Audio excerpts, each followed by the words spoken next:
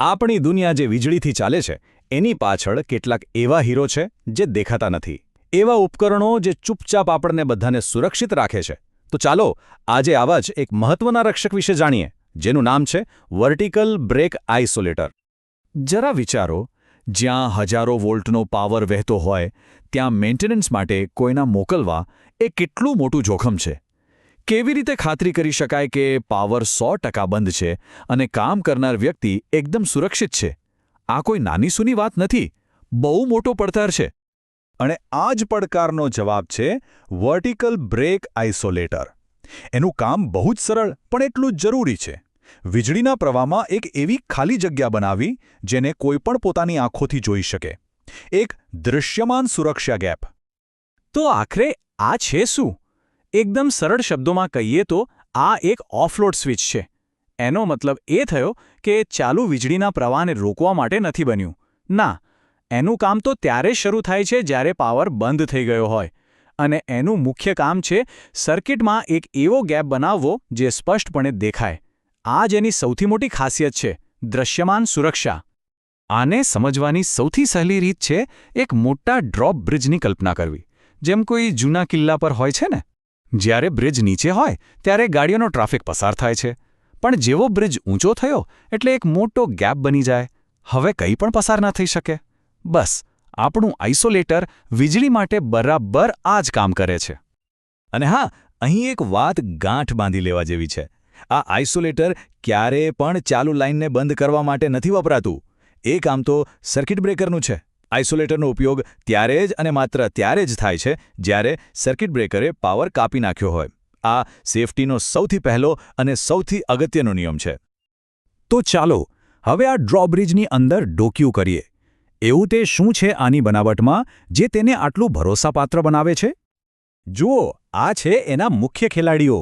એક છે moving blade, જે ખરેખર ઉપર નીચે ફરીને એક ગેપ બનાવે છે. પછી આવે ફિક્સ્ડ કોન્ટેક્ટ્સ, જે કનેક્શન એકદમ મજબૂત છે એની ખાતરી કરે છે. પછી છે ઇન્સ્યુલેટર્સ, જે વીજળીને જમીનથી દૂર રાખીને આપણને શોકથી બચાવે છે. અને છેલ્લે આ બધાને નચાવનાર ઓપરેટિંગ રોડ. દરેક ભાગનો રોલ એકદમ નક્કી છે. આપણે ભાગો તો જોઈ લીધા, પણ ખરી મજા તો એ જોવામાં છે કે આ બધા ભાગો એક સાથે એક તાલમાં કામ કેવી રીતે કરે છે. તો ચાલો આઇસોલેટરને એક્શનમાં જોઈએ. તો જુઓ, ખોલવાની પ્રોસેસ બહુ જ વ્યવસ્થિત છે. સૌથી પહેલાં સર્કિટ બ્રેકર પાવર બંધ કરે છે. પછી ઓપરેટિંગ રોડ વચ્ચેના ઇન્સ્યુલેટરને ગોળ ફેરવે છે. જેમ જેમ ઇન્સ્યુલેટર ફરે તેમ તેમ એ પોતાની સાથે જોડાયેલી બ્લેડને ઉપરની તરફ ધક્કો મારે છે. બસ, બ્લેડ સીધી ઊભી થઈ જાય છે અને ફિક્સ્ડ કોન્ટેક્ટથી દૂર, અને બની જાય છે એ દૃશ્યમાન ગેપ. અને બંધ કરવાની પ્રક્રિયા એ તો એનાથી પણ સહેલી છે. બસ આખી પ્રક્રિયાને રિવર્સ કરી દો. ઓપરેટિંગ મિકેનિઝમ ઊંધી દિશામાં ફરે છે, બ્લેડ પાછી નીચે આવીને પોતાના કોન્ટેક્ટ સાથે જોડાઈ જાય છે અને સર્કિટ ફરીથી વીજળીના પ્રવાહ માટે તૈયાર. બધું એટલું જ સરળ અને વ્યવસ્થિત. હવે જેમ દરેક ટેકનોલોજીનું હોય છે, આની પણ બે બાજુઓ છે. ચાલો જોઈએ કે આ ઉપકરણ ક્યાં જોરદાર છે અને ક્યાં એની થોડી મર્યાદાઓ છે. ફાયદાની વાત કરીએ તો એ આડી જગ્યા બહુ જ ઓછી રોકે છે, એટલે નાના સબસ્ટેશનમાં આરામથી ફિટ થઈ જાય. એની ડિઝાઇન એકદમ સરળ અને ભરોસાપાત્ર છે.